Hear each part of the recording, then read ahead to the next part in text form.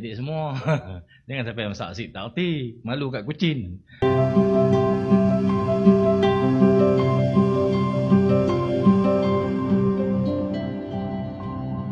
Saya harap anak-anak kita di universiti akan ada kemahiran yang lebih daripada jadi seorang yang terpelajar. Kita jadi intelektual. Saya hurai dah dulu, Ustaz Izzah hurai kat saya. Orang yang terpelajar, orang yang educated, dia tidak semestinya intelek. Intelek proses lain. Educated boleh mengaji, masuk kuliah, lepas exam, dapat ijazah. Dia jadi somebody lah. Educated.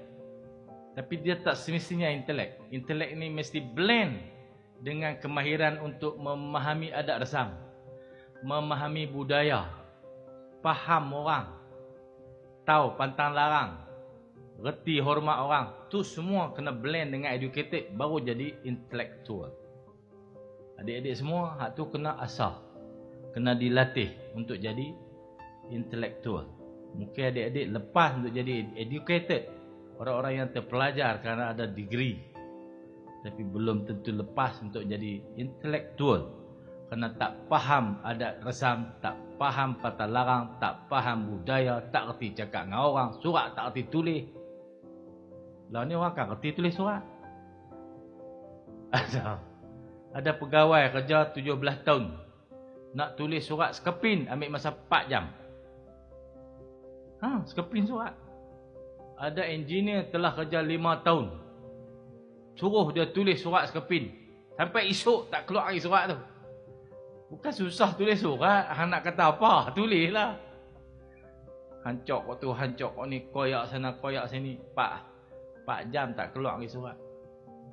Ni pun kena dilatih juga. Surat ni menyatakan hasrat kita.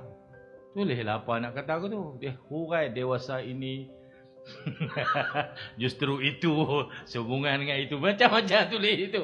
Apa dia nak tulis ni? Tu pun kena mahir. Tulis surat, jawab surat, baca surat, semua kena mahir. Itulah intelektual yang kena dibina, dan proses ni boleh dicapai dengan penglibatan adik-adik semua dalam aktiviti berpersatuan. Orang yang tak terlibat mungkin dia educated sajalah. Dia lepas degree, pakai topi pak segi tu kan, pakai jubah. Orang syok lah dapat degree. Balik-balik nak gaul dengan orang tak erti. Pergi masjid nak sembang orang tak pandai.